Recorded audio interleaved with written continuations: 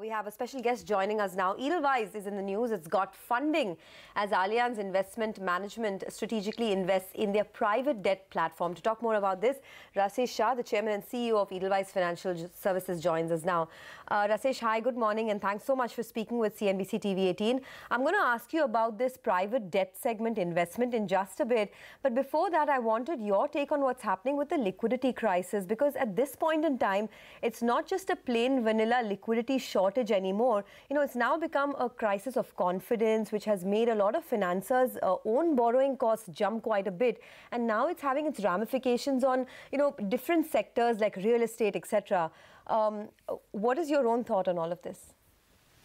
Yeah, I think liquidity is still tight, though. I think RBI in the last few months has done quite a bit with OMOs and all to ease off liquidity. In the last couple of weeks, FIIs have again started selling, because every time FIIs withdraw money, it also creates a liquidity crunch. Plus, we are going towards election, so currency in circulation has also gone up, which also affects the liquidity, because the more liquidity in the banking system, the more it flows easily. So I think all of those factors are keeping liquidity very tight. Our expectation is that until March, when we get to the end of the year, we should expect a very tight liquidity environment, and then obviously April and May will be election time. So I think the next 3-4 months, most of the players should position themselves for a much tighter liquidity environment. And in the tight liquidity environment, a few things always come to the edge, which has always happened. So unless the liquidity situation eases off, and I think RBI has done a good job in the last 3 months, but I think we are hoping that with more OMOs, maybe a CRR cut or something like that will help really ease and pump in a lot more liquidity that the Indian economy needs at the moment. But for this liquidity itself, we are seeing a lot of foreign capital coming in. So foreign capital in equity markets may be going out, but we are seeing foreign capital coming in the credit markets, in the debt market, because everybody thinks interest rates are going to come down, Indian rupee is very stable. So for a lot of credit investors, it's a very big plus, and actually that is where we have got large investors like Allianz, who have invested $200 million in our stress fund, because a lot of the large global players now are looking at credit opportunities in India. Sure. Until last year, they were still hesitant because the rupee was weakening and interest rates were going up. But now with the interest rates coming down, expected to come down even further, and easing off and easy pressure on the rupee, we will see a lot more investments in the credit markets in India. Rashesh, good morning. It's very interesting that you say that and talk about this foreign interest at a time when the credit market in India is going through its own motions, its own doldrums. I mean, we have issues like credit quality after Island FS, who's paying whom, where are the defaults happening, where are the payment delays happening, pledge shares, and so much more. There's so much happening in the credit market, right? So how are you looking at some of these concerns? And I mean, I'm not getting to specifics, but we very well know, the issues that one particular corporate conglomerate has raised, with Edelweiss being one of the lenders, L&T Finance being the other lender, with respect to, whether a pledge can be invoked or not. So these are some very heady issues that the credit market is witnessing. I would think so, but again, if you look at the amounts and the numbers involved, they are much smaller. See, you should keep things in perspective.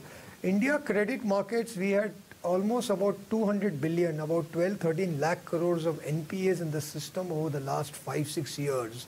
A lot of them have got cleaned out, they were provided through IBC, through NCLT. A lot of NPA, as the crisis is over. So given what we saw in the last 5-6 years, I think what we are seeing now, the numbers are very small. It's about a few hundred crores here and there. Of course, ILFS has been a big number.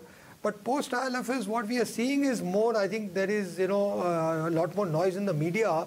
But from a credit market overall point of view, the numbers are very small. And I think given what has happened in India in the last 5 years in credit markets, with NPAs, with IBC coming in, with the changes in the bond market that we are seeing, with the changes that we will see in the mutual fund approach to credit, all of that, there is a new wave. If you look at even equity markets in the last 25 years, after every upheaval, whether it was Harsham Mehta, Ketan Parekh, whether it was 2008, whether it was the duplicate shares issues and all, we got dematerialization.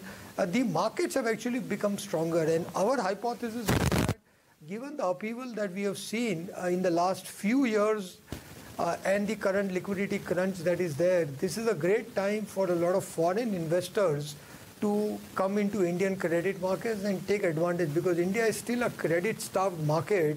So a lot of foreign investors can also be one more avenue of providing credit to Indian economy in other means. So along with banks, along with NBFCs, along with mutual funds and bond market, now the foreign players will also become credit providers to India. Okay, one final question then. The focus has been a lot on lenders right now, but do you see a bigger spillover when it comes to borrowers? I mean, in the sense, do you see defaults become more rampant as NBFCs are forced to curb their exposure, to real estate players, even the ones that are fulfilling the repayments? I think unlikely. As I said, India has gone through a very large NPA crisis as an economy of almost 12, 13 lakh crores. Compared to that, all the other numbers we are talking about are fairly small. And India, whether it is real estate or whatever, we have gone through demonetization, we have gone through GST. Now the recent change of, if they change GST to 5% for under construction, housing and all, that will be a big boost for real estate. So if you look at last year, home sales were fairly stable. Home loans, disbursements from banks and other housing finance companies more or less is still very stable.